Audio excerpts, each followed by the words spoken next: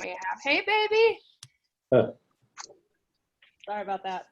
You're good. Wayne, you want to go ahead? Been off on this whole mom / trophy wife, so I'm kind of working at both angles here, but I'm going to stay on as long as I can. That sounds good. Well, welcome everyone. This is our fourth call in the series. Before we begin, for all of you who have joined, if you're on the call, if you don't mind muting your mics until you're ready to participate, that would be outstanding. That'd be great. For those of you that this is my first time meeting, my name is Wayne Traywicks, and Blanca Burns and I will be facilitating the call today. And our topic today will be covering restrictive area and block charge for high school.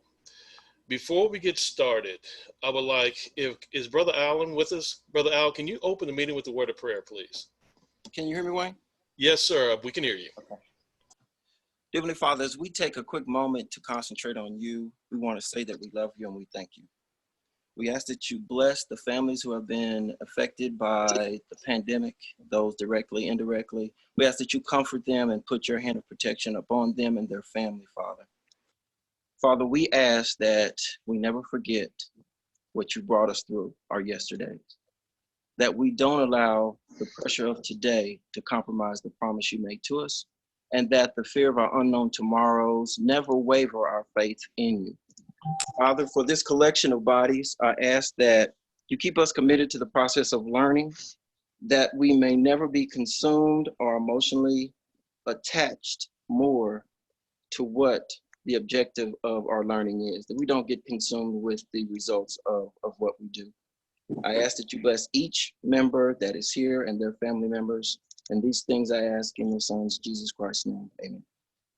Amen. Amen, brother. Thank you. All right. Today, our subject matter is restricted area. And the RA exists at all current levels with the exception of high school. High school doesn't have it yet.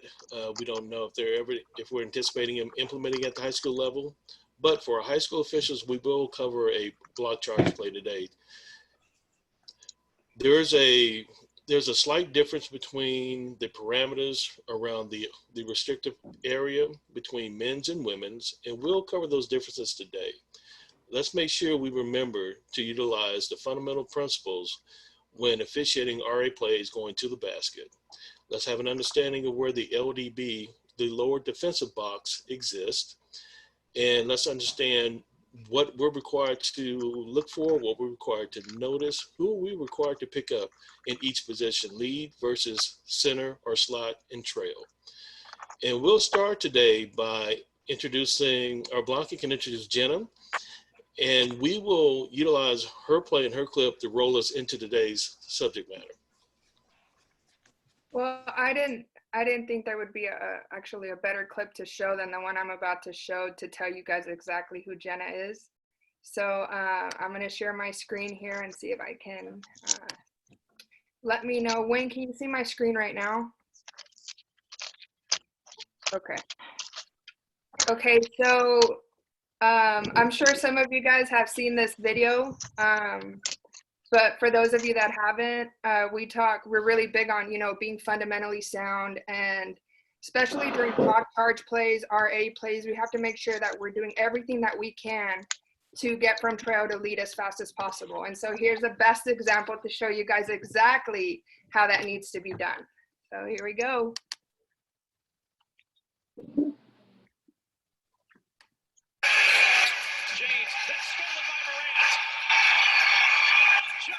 That's not the play that I told you to put in, by the way. That is not it, no. Look at the speed. Roll the RA play, please.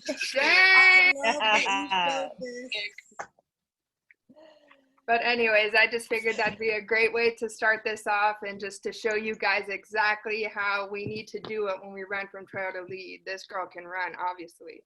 So with that, Jenna, do you just want to start off by telling the group a little bit about yourself and just kind of your journey, and then we'll jump right into your play? Sure. First and foremost, this is my first year in the NBA. I was a rookie this year. and I was the last one hired. I got hired October 18th. So I literally slid in, the last person to slide in this season. And I'm very thankful for that, especially considering everything that's going on right now. Because I remember when I was a college referee and I was a private contractor working game by game, and I know there's a lot of uncertainty right now. So I feel very, very, fortunate, but I understand the boats you guys are in, and it can be tough. I'm from Detroit. Before I was a referee, I was a grade A bartender, and I was just slinging drinks and refereeing to get by. I graduated college in 2009 during the financial crisis, so there was no job. So I just refereed and bartended until refereeing, eventually paid the bills, and then I worked my way up, and now I'm in the NBA. So that's pretty much my story right there. Awesome. Okay, so with that, we're going to jump right into Jenna's play. And Jenna, if you don't mind, if you're able to just break it down for us and just let us know what your experience was live. And then again, if anybody has any questions or comments, please feel free to ask. Okay, so with that, we'll jump right into the play.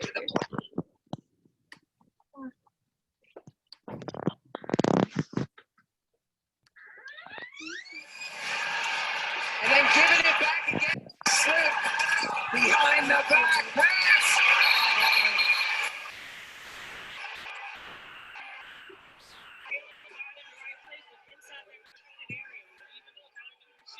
It's really jumpy, B.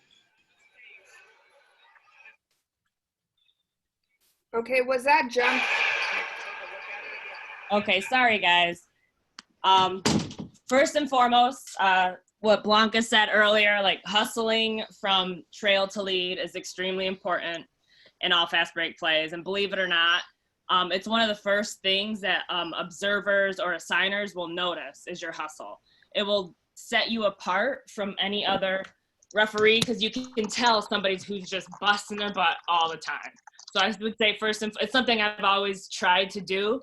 And it's really important right now in the NBA. Like it has been one of our key enforcements from Monty this year. Which is our NBA boss, he wanted everybody hustling. Because no matter what, when you look at a play, and even if you miss it, like you can tell the referee who tried their hardest to get in position and get the best angle because they're hustling. So once you get past that, then we can get through the other things. So first and foremost, hustle from trail to lead every time as fast as you possibly can. Okay, good. And you can go ahead and roll it. I'm sorry, go ahead. You can go ahead and roll the play one more time. Okay. Here we go.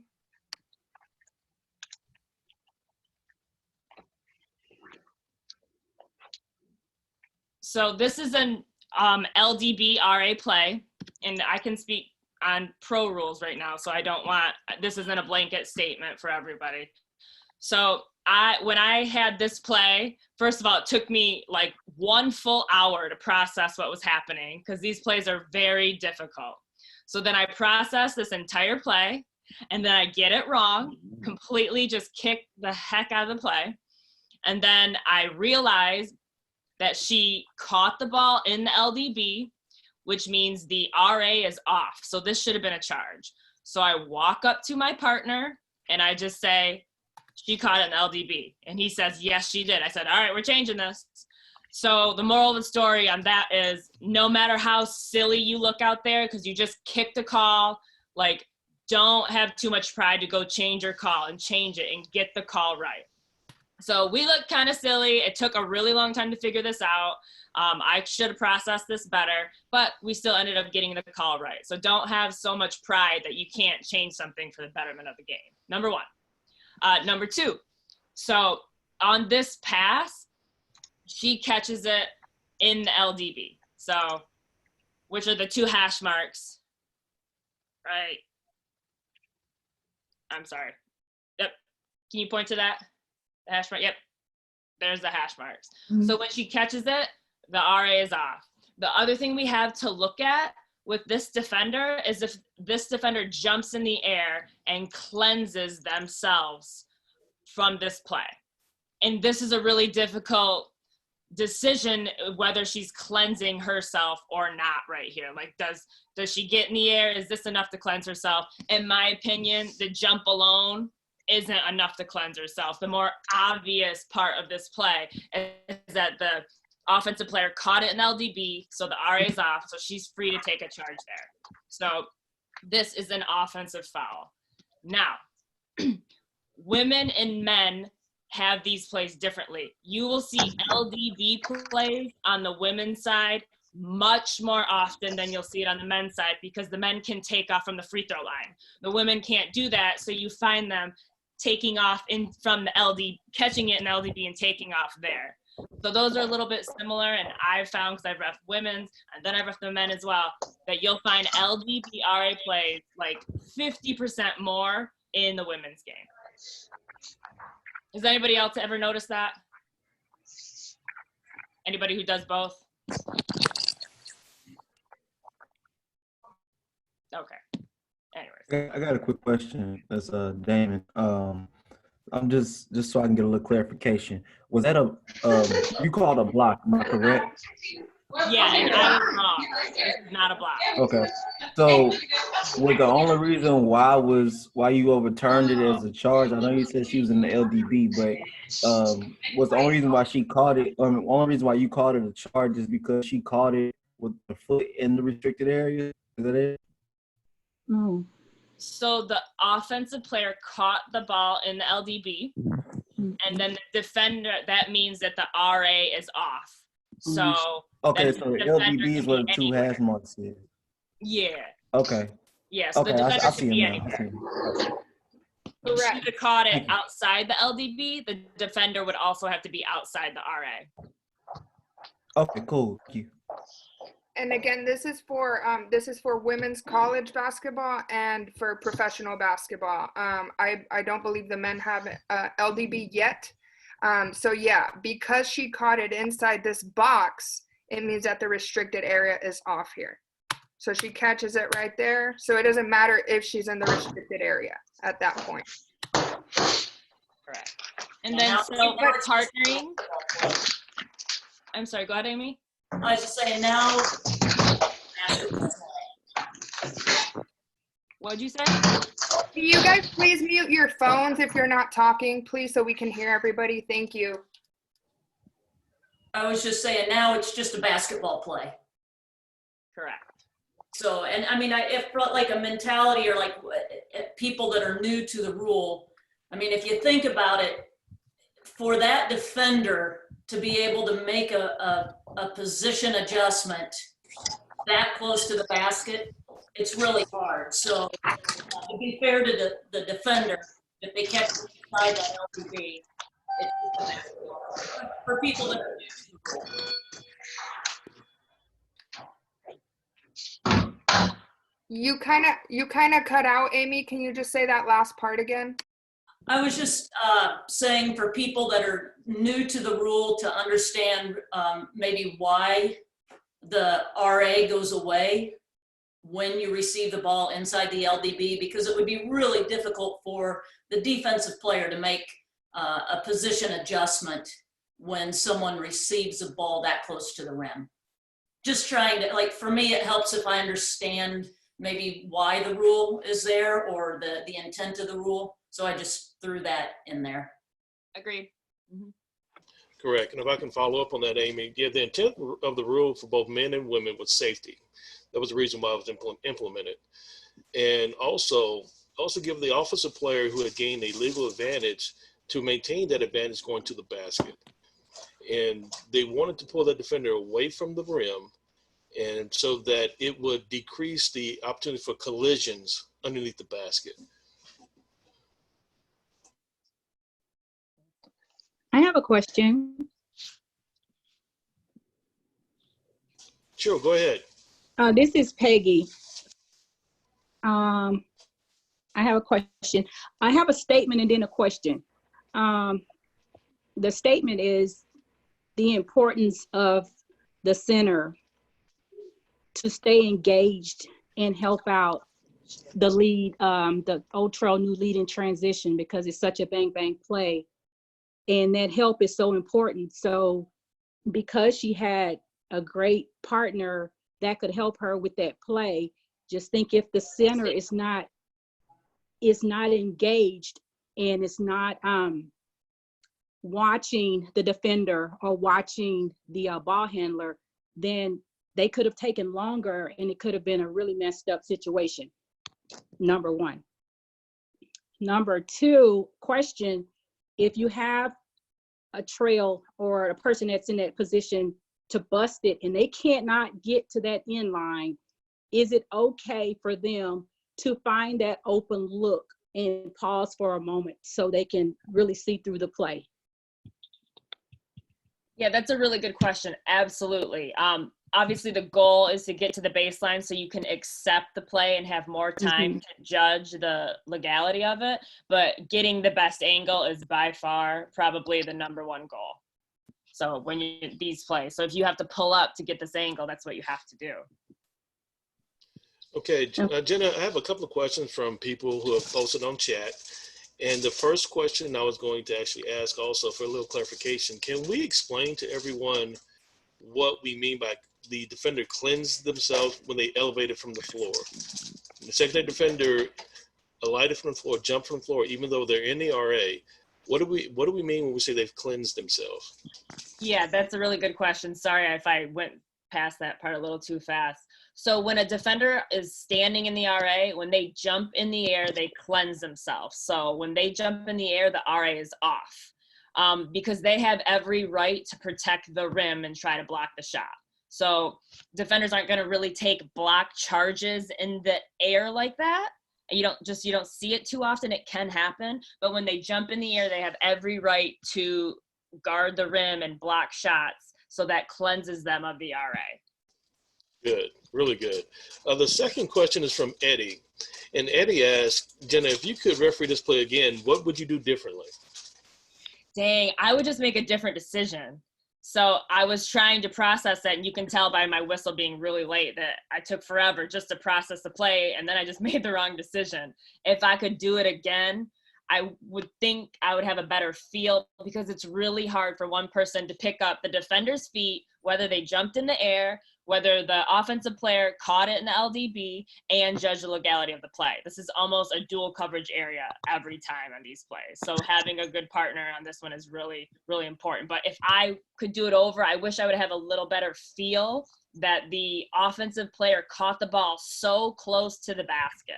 Because it's hard to have your eyes in three places, but if I could feel that they caught it so close, maybe I got the play right. But regardless, this was a really good, like you said, good opportunity for partners to come in and help out in these areas because these are dual coverage plays. Excellent. And I think something really important with these plays, especially in college, is the way I learned them was by messing them up. I feel like you see them and you don't call them enough, and that's fine. And you're like, dang, I think they're in the LDB. And then you go back and like, yep, they're in LDB. But you just kind of move on and nobody says anything. When you get this play wrong, it's painful and you feel it for a long time. And everybody knows it and everybody sees it. So like you can't like have success without the struggle. So if you get one of these plays wrong, it's gonna stick in your brain, and eventually you're gonna have to start getting them right because it's gonna be on your brain the whole time because you don't want to feel that pain that you felt when you got it wrong. So that one was painful. That sucked. But I'm glad my partner came in and we had a discussion and we got it right. But it was still very awkward and embarrassing. But I like to think I'm a little bit better at these plays from that. Right. Hey, Correct. Jenna, being a men's official, I appreciate seeing this play. I had to sit here and look at it over. I didn't have we were on the floor. I got to watch it 2 or 3 times, but I'm sitting there going, me processing it, I haven't seen that play where the defender in the restricted arc jumps, mistimes their jump, then comes back down to the ground. On the men's side, there's still a grounded secondary defender. Then when the contact occurs, we would have the restricted area block on the men's side. So I'm glad you shared that with us, and definitely a good learning one. Yeah, there's a lot of stuff in this one, that's for sure. This is totally the WNBA.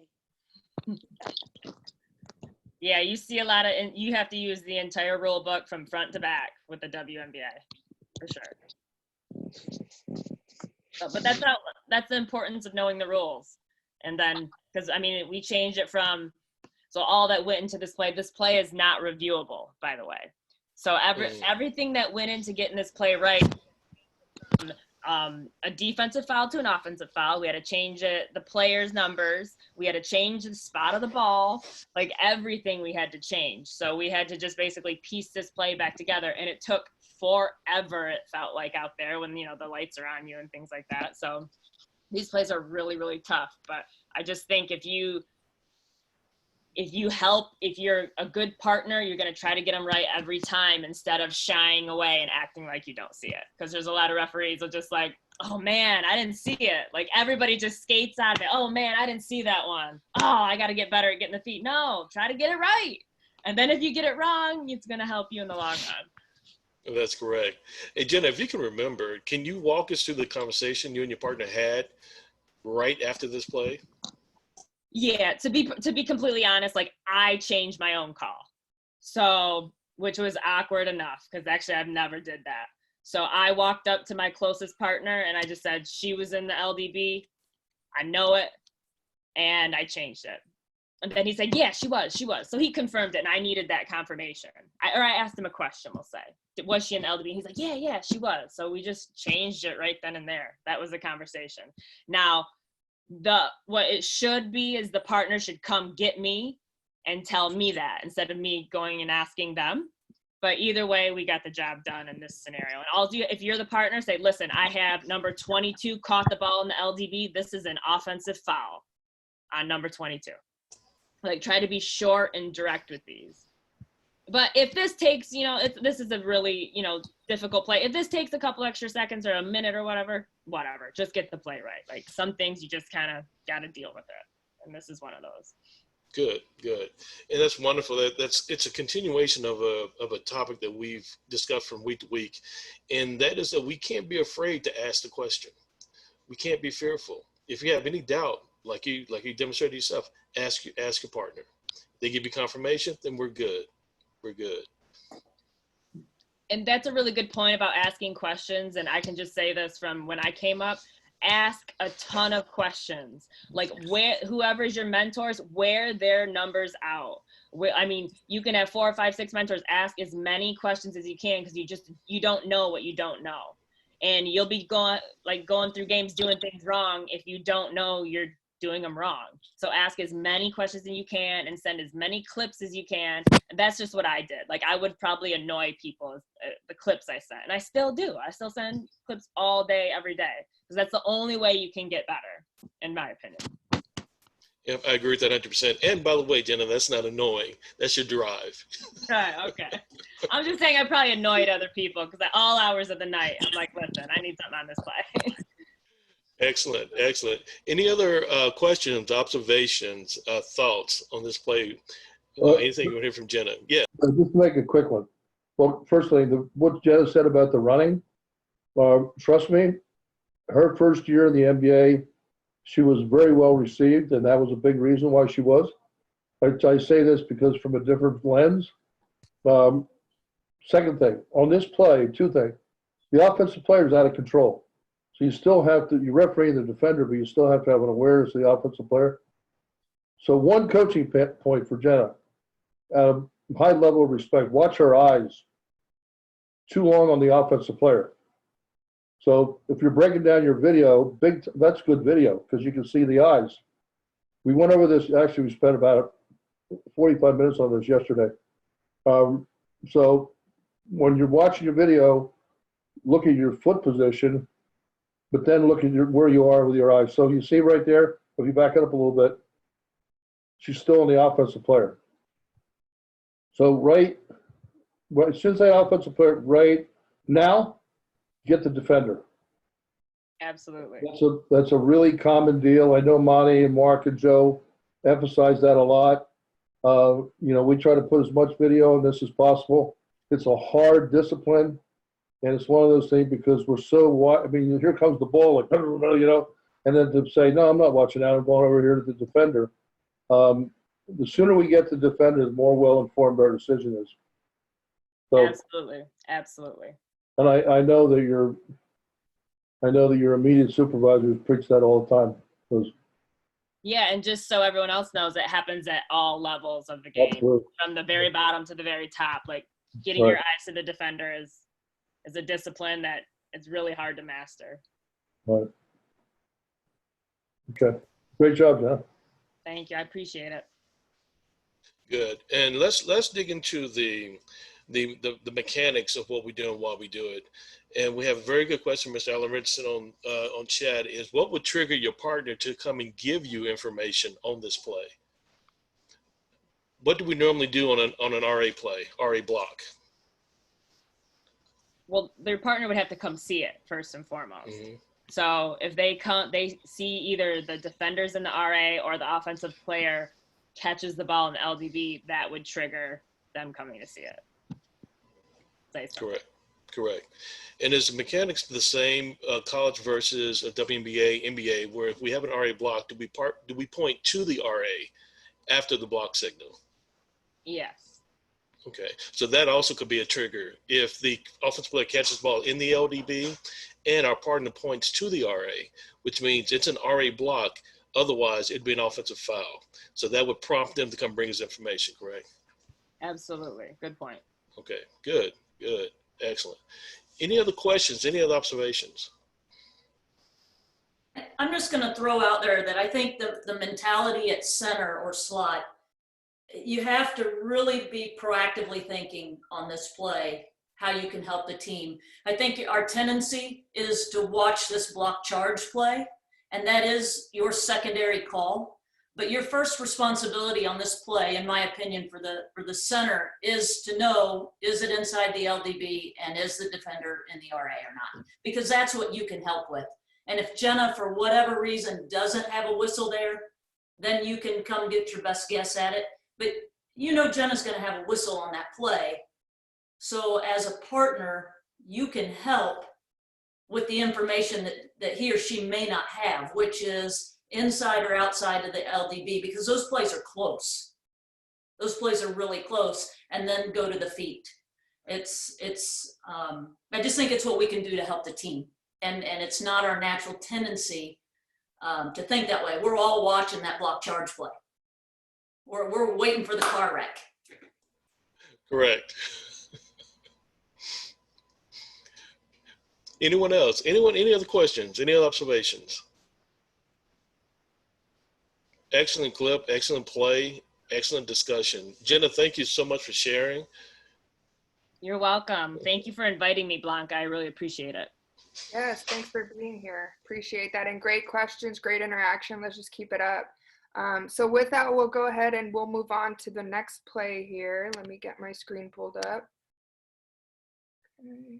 So I slowed the speed up a little bit and hopefully it'll help. So this next play will be for those men's officials, and we have Mike on the line. Mike, and if you don't mind, we'll watch this play once, and then if you don't mind just breaking it down with the group, that would be lovely. Sure.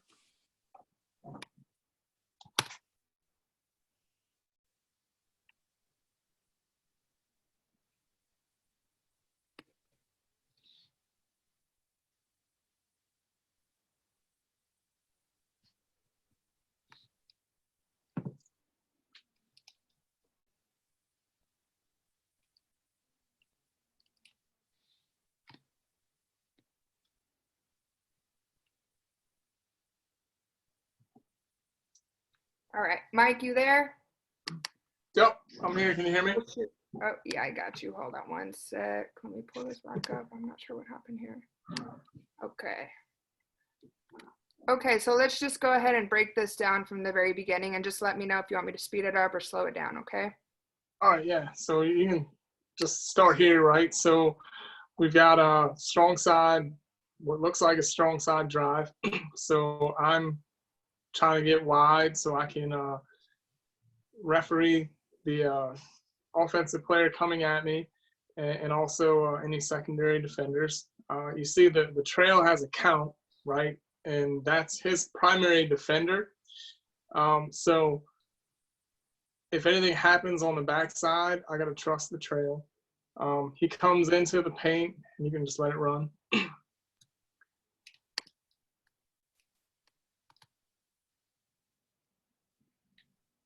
So he comes into the paint, and then he passes out. when he passes out, we've got now an immediate drive from the slot side. So I've got to trust that the slot has the primary defender, and I've got to get my eyes as quickly as I can to the secondary defender, who is number 1 right there. Now, obviously, it was a swing pass and an immediate drive to the basket, so that's one of the 3 immediates that trigger us not to rotate in the lead. So once I recognize that, I just pinch and I stay. And I pick up the feet of white number 1. I see that he's outside of the RA number 1. I see that he's firming up, but he's not moving laterally. He's established legal guarding position.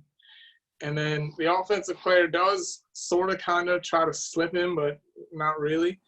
And so the offensive player goes through his torso, and I've got an open look at the run over from where I am on the opposite side. If I would have tried to rotate over, I would have been late, and I would not have had as good of a look. And that's, again, why, our fundamentals, the 3 immediates, an immediate drive, an immediate shot, and an immediate reverse pass. We want to have the discipline to wait. So on this play, I'm able to pick up that secondary defender and come out with a charge. I think the key really, right, is if we can pick up the defender quick enough, and if we can establish whether or not that defender is legal or not, well, then we only have 2 options. If the defender is legal, we can have a player control foul or we can have a no call. If the defender is not legal and there's sufficient contact, then our only option is block. So if we can get in those habits of eliminating things and eliminating, our options, I think it makes the play easier.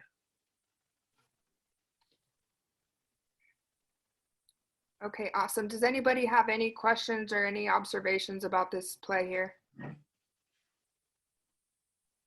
Mike, I really like how you walked us through how you process that play from the lead position, from the beginning of the play to the immediate pass, immediate drive, and then your location of secondary defender and locating their feet, and then officiating contact.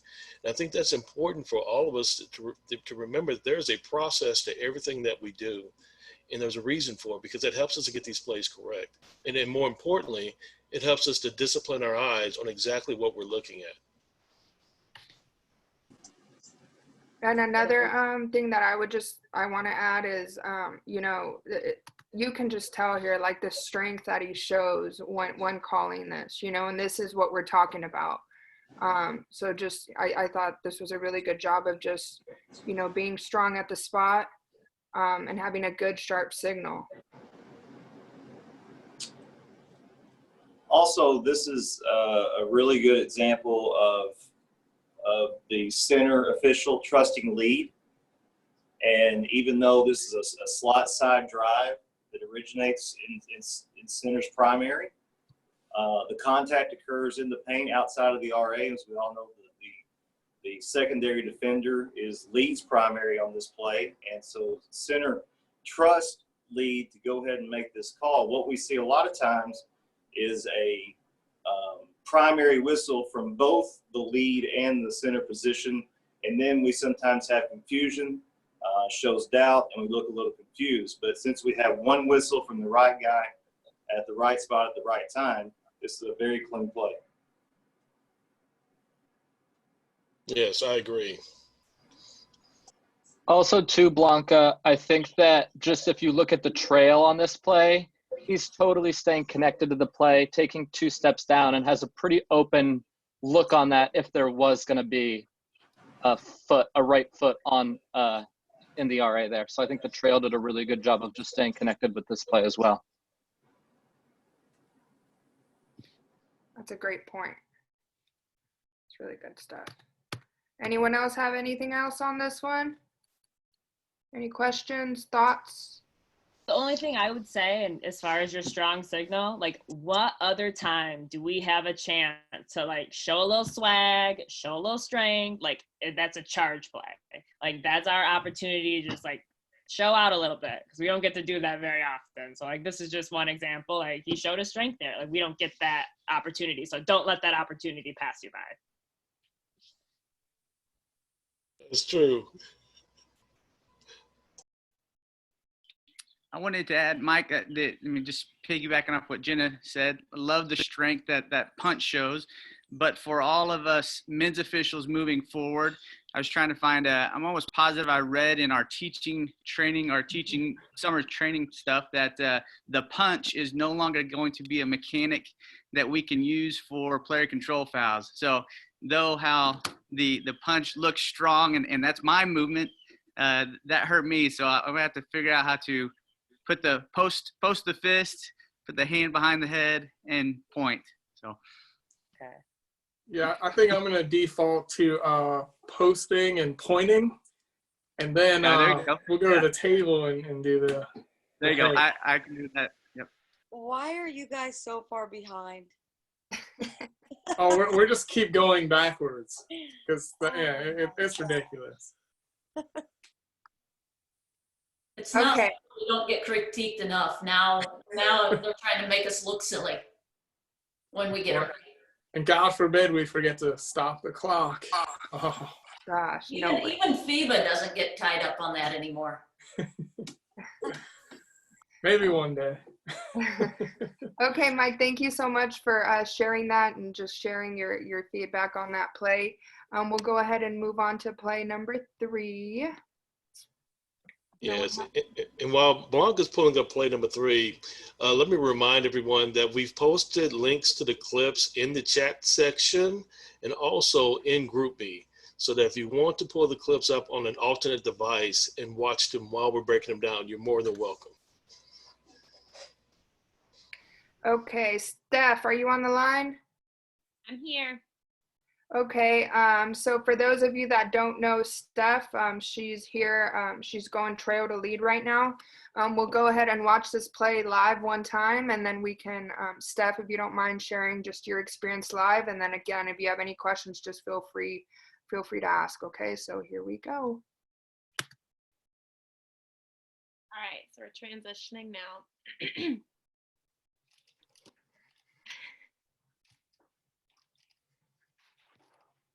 So obviously there's two defenders setting up to take a charge on the way down. This was 2 years ago, so I'm going to give the best that I can remember about this play. So we're transitioning. There's 2 defenders going down. I pick up the one that's closest to me first, and then I see the other one set up. So she gains legal guarding position. Both of them gain legal guarding positions easily at the beginning. This one that's closest to, I would say, us from the camera angle is still moving laterally when she makes contact. This girl that's making contact or that's on offense that causes the offensive foul, she's pretty out of control typically. She goes in hard. She went in. She's graduated now, but she went in hard every single time. So I knew there was going to be contact at the rim. So when these girls were setting up, I was trying to keep track of where she was going to. But this girl closest is still moving laterally. So after watching it again, I get kind of fuzzy, but I went with an offensive foul because 1, she was out of control. 2, she had that initial guarding position and she's still able to move laterally. So in the moment I went offensive. Okay, good. And I know something that I observed on this play initially was, we talk about, getting down from trail to lead, right? Or just really in any position, we need to get to a dependable position. So I think here you definitely do a good job of doing that. You hustle down to lead and you're there to accept the play. You get your eyes on the correct defender and you call the offensive foul. Another thing, something I just want to add is, I know, Steph, this is something that I know we're working on, but, just having a little bit more snap and command with your signals, especially here also at the spot.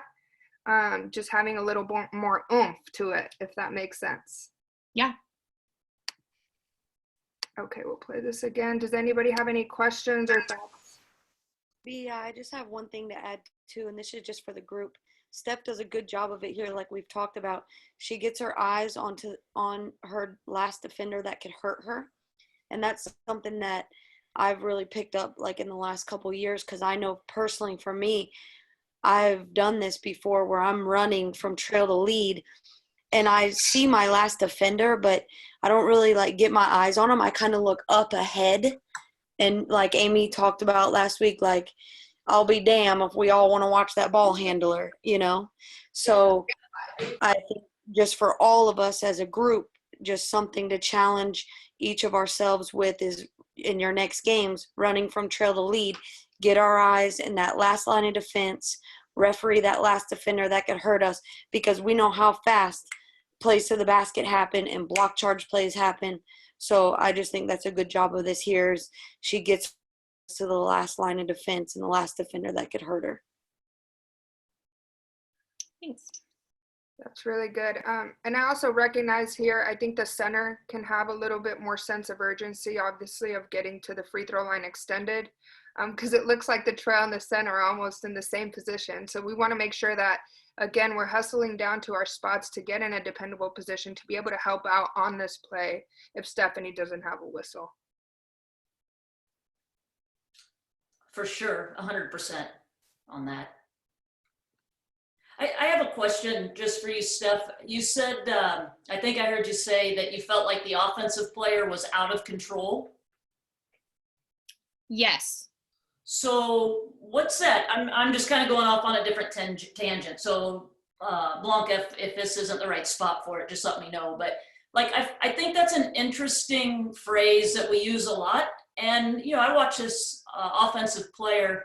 And so what's your thought process when you use that phrase with this play in particular? Watching to make sure if she could change body positions if she tries to avoid the contact with the defender at all. Watching her elbows as she goes up as well, because obviously she has those elbows pretty high.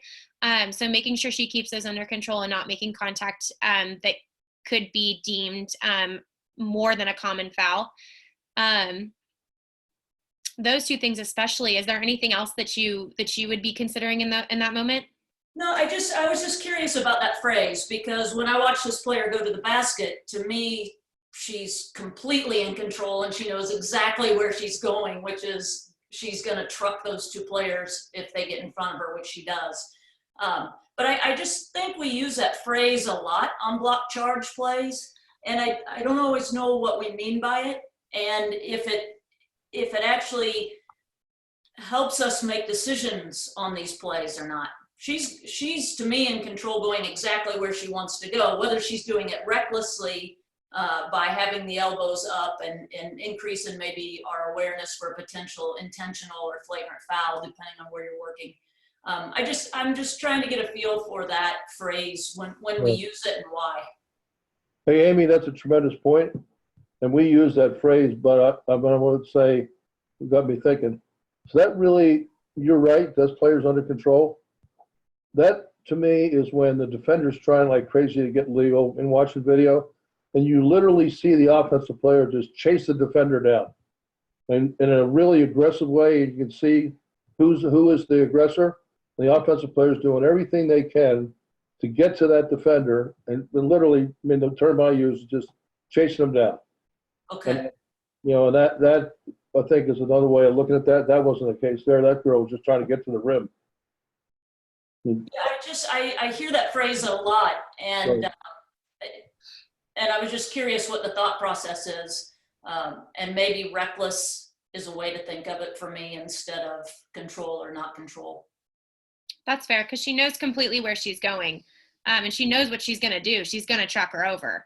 So she probably is in control. I like that, but she's reckless. I like that. I was just thought process. Yeah.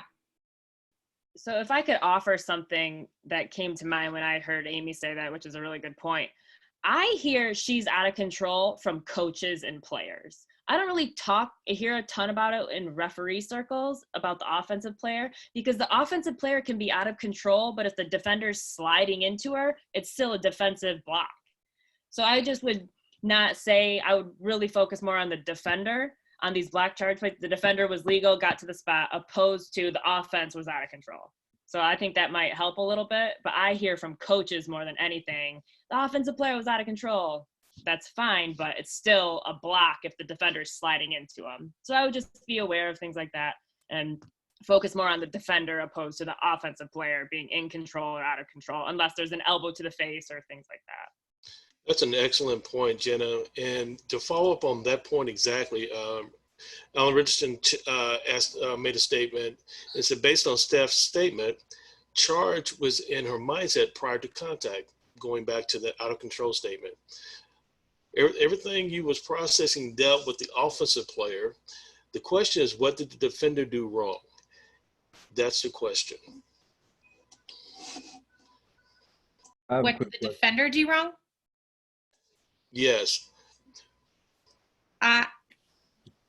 In that time, I don't think the defender did any. I called an offensive foul. I don't think the defender did anything wrong. I don't think she slid. I mean, she slid into her path prior to her stepping there. She established that legal contact before, or that legal position before they made contact. Correct. So in essence, you did a great job of picking up the location of the defender. You knew that she was in legal guard position prior to contact. So the play actually becomes simpler based on the position of the defender. Okay. I see where you were going now, Alan. Yes. Okay. There you go. I would just add one more thing about, offensive player being in or out of control. I find that when I use that terminology or that mindset, it's more in the men's game when the defenders are trying to fool us and we've got, flopping situations, especially like in the low block when the offensive player pivots one way or the other in the paint. Right, so if that offensive player is able to plant their pivot foot and spin in control, and all of a sudden that defensive player just falls to the ground like he got run over, to me that's an indicator offensive player was in control, defensive player's trying to fool me, as opposed to offensive player spins into a defensive player. Now, it's hard to be, I agree, control is a relative word. I like what Amy said. The offensive player is more reckless in that situation. But I know that's where I've used that term, and I like that that modification, Amy, so thank you.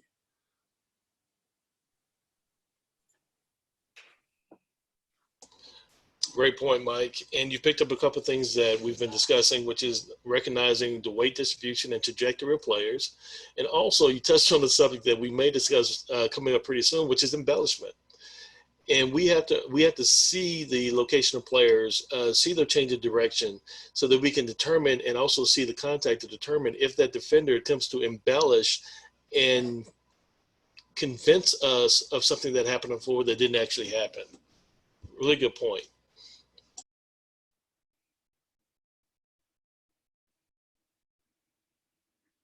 All right, any other questions on this play? Any thoughts? I guess another little tidbit.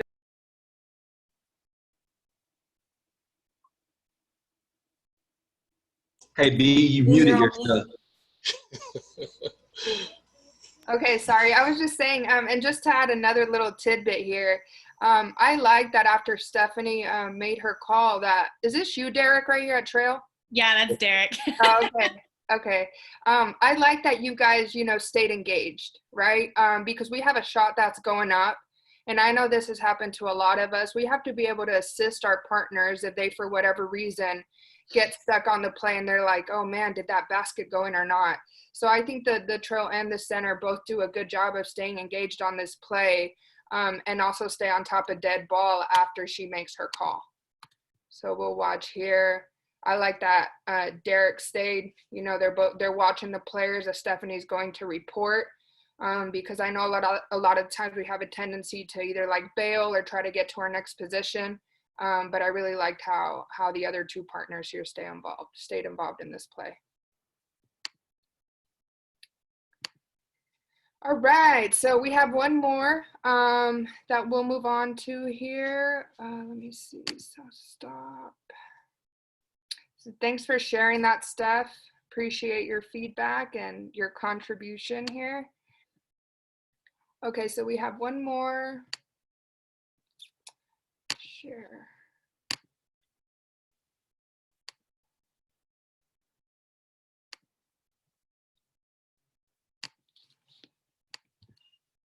Oh, this is not great quality. Sorry, Nat, but I guess I didn't download the right one. But I think That's all right. It'll work. I might have it on my computer. okay, yeah, since you've been practicing on how to share your screen. Hang on, I gotta make sure. I gotta see if I have it on my computer first. Give me a second. Okay.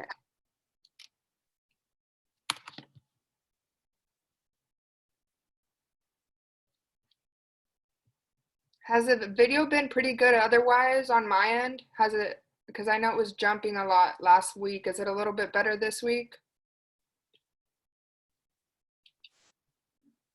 Yeah. Okay. B, no, I don't have it on my laptop. I only have it on my iPad. Okay. But it's all right. Okay. All right. Okay, so this play oh, sorry, B, go ahead. Go ahead, Nat, that's all you. No, you're good. This play happens in the half court set, so mine's not a transition type play like a couple of the others. So basically here, B, run it from the top. So here I'm wide at lead. I probably should be in the picture because you can't really see me at lead and the ball's up at the top of the key. So I wish I was maybe a step or two more towards the basket, but I do have action area right here in the corner with white 20.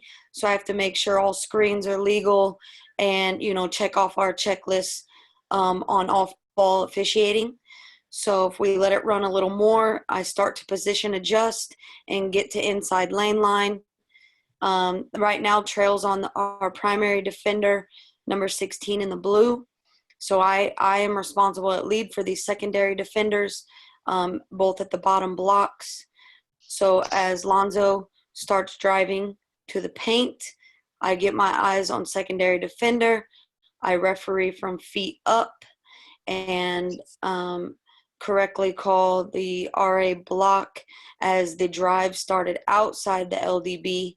So that means the defender has to be outside of the RA to be an offensive foul. And here we can see that his heel is on the RA, and I feel as if I finally show good presence and strength, and I'm very confident. And that's something, you know, that I've been working on my first year and a half in the NBA, because as I hate to say this, but as women, and Jenna can attest to this, we have to referee a little bigger and with a little more snap and pop. So I was really happy with my presence on this play, calling the block, pointing to the RA, scoring the basket. I mean, there's a lot involved here, you know. So if one of those pieces, like say, and this is good for our outside for slot and trail, if I don't score that basket, and I don't see it, that would be good time for good partnering for my outside partners to come in and bring me the information that the basket was good. Hey, this is Derek. I have a question. I know on the men's side, over is not in. In the professionals, is over in. So if he's got his heel above the arc but not on the arc, is he in or out? So if he's hovering, so if his heel is literally not on that RA and he's hovering over, he's still considered in. So it would still be an RA block. Good question. Does anyone have any other questions? I'm trying to pull up the actual, the one with a better quality. So if anyone has anything, right now would be a great time to ask any questions that you may have.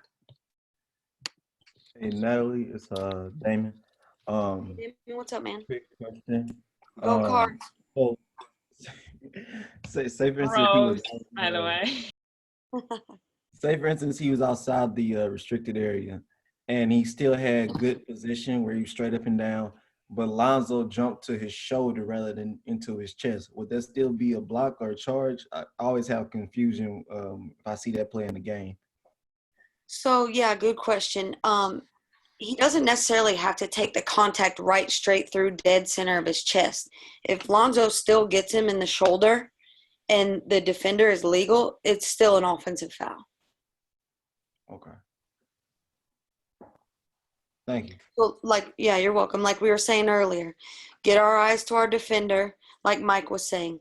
If we have our eyes to our defender and we already know, okay, defender's legal, then what it makes our decision making easier. And like Ed Rush said earlier, the longer we're on our defender, the more apt we're able to get the play correct. Okay, cool. So it's all about just getting our eyes, knowing our primary, knowing who our guys are, who our secondary is, and just where as the ball moves, then you're on your primary, secondary. All right, the drive's coming down the lane. All right, this is my guy. I'm staying on him the whole way. And then boom, make your decision. Thank you. You're welcome. Good question. Okay, so here we go. This will be a little bit better. It's not VLC, but the quality is better. So. Ball. Shot clock getting low. Lots will charge. And then, whoa, going to be an and one. I love the announcer. Whoa. He was probably surprised Lonzo made a layup. And also, let's talk here, like the shot clock. We got 0.9. The shot clock's running down. We're getting late into the possession. And so we don't want to, we want to be right. We want to be good on these plays. Ball. Shot clock getting low. Lots will charge. And then, whoa, going to be an and one.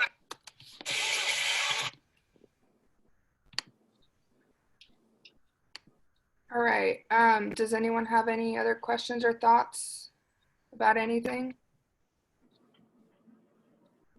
I have something to say real quick if there's no more questions that I think could help everybody. So this is how I look at it, and everybody does it differently. Every time I show a play, and I think all those plays were great and they're great learning plays. Every time I show a play, whether it's pregame, like halftime, if I'm studying groups, I show a play that I get wrong because I learn better from plays I get wrong. And at some point in your guys' career, you're going to have to be okay with getting calls wrong in front of your peers, in front of your assigners, in front of God and all the fans, because you need to be able to have that much confidence to say, in last July in Vegas, I kicked the crap out of a LDBRA play, and I still had the confidence to keep either refereeing or continue that W season and then get hired in the NBA. Like, that's how much confidence it takes to referee. That's how much confidence you have to have in yourself to go and get a play wrong, show all your friends, laugh about it, because half the time they're kind of funny, and then move on. So, like, I recommend showing plays that you get wrong because I think you learn better from that. Not to say you can't show plays you get right, because there's a lot of really good learning. I just only show plays I get wrong because if I'm teaching somebody, they're like, dang, okay, like, she's in the NBA and she still gets plays wrong all the time. So I just think it makes some people feel better, and like, we're all the same. We all get plays wrong, but like, moving past them and dealing with that and having the confidence, I think is really important. So that's just something I do. Amen, sister. I showed my incorrect play last week. You missed it. Thanks. Sorry, that was just my perception. No, I'm totally with you. Okay, anything else? Any other questions, comments, thoughts? We did pretty good today. Hey, Blanca? Yeah. Just real quick, and you can speak for this. I can turn it over to you.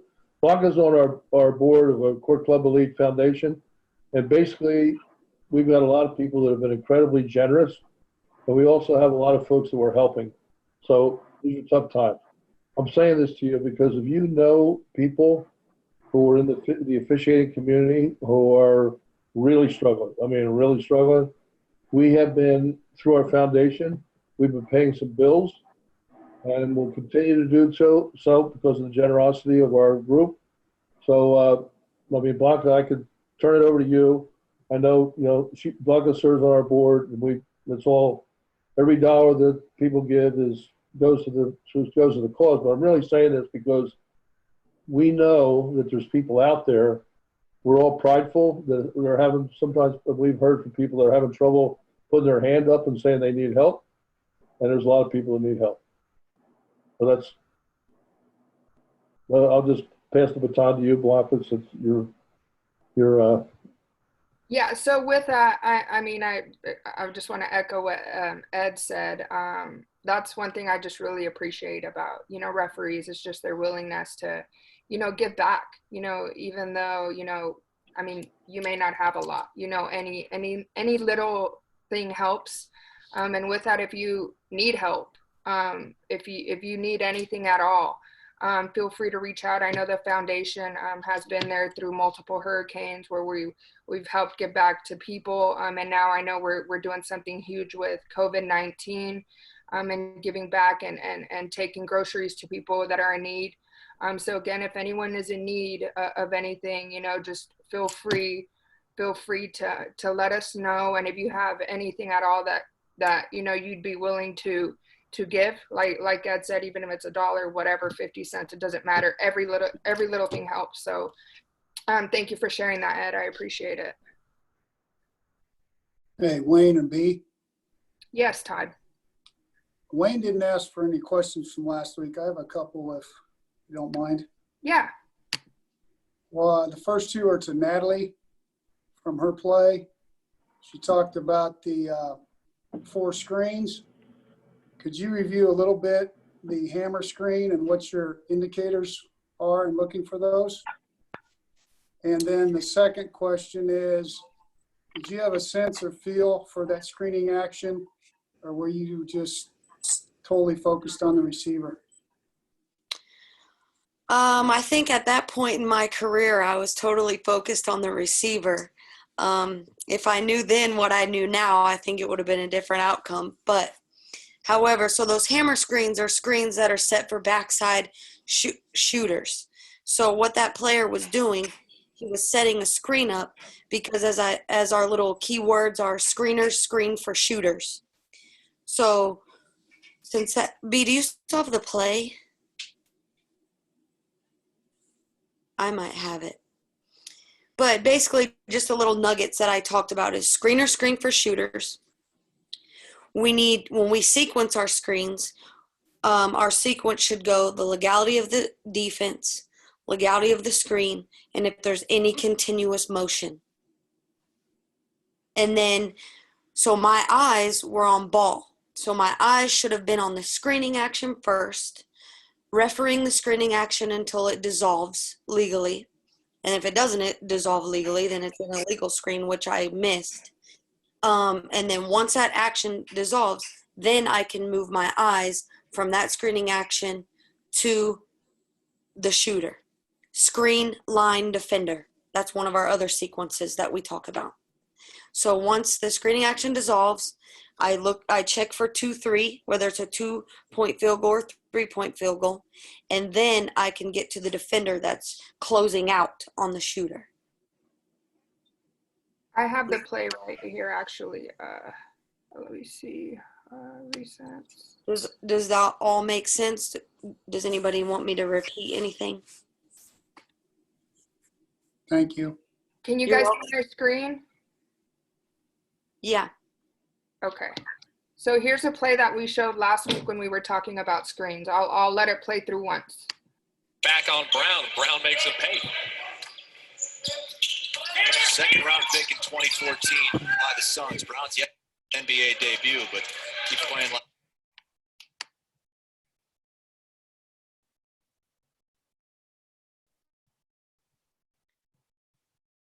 So at slot, I needed to be looking at white 24 and red whatever. Yes, right there where Blanca's circling. And instead, I'm getting ready to watch the bounce pass that's coming on the baseline over out into the corner. There's no reason my eyes need to go to that corner because there's absolutely nobody defending this guy, this shooter. So there's nobody I need to be refereeing, and we can always go back and look at feet later. I need to be on that action area of 22 and 24, red and white, to see him clearly push off, and that's how 24 white goes to the ground. And then instead, they make a 3-point shot.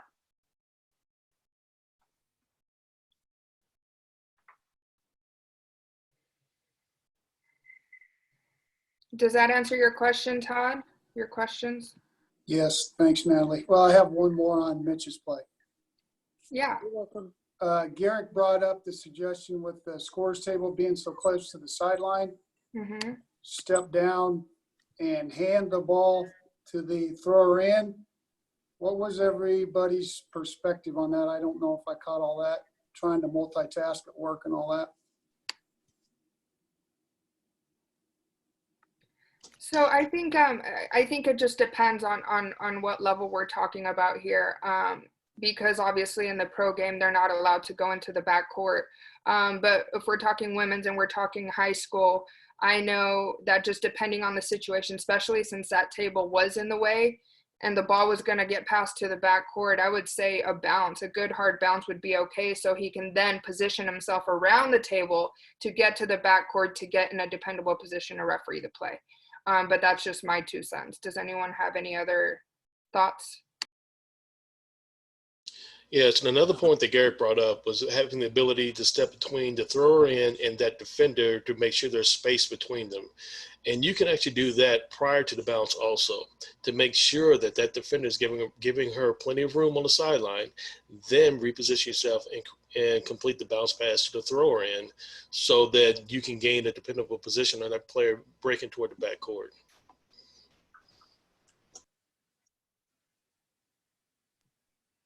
Sweet. Does anyone have any other questions about anything we talked about last week or anything this week?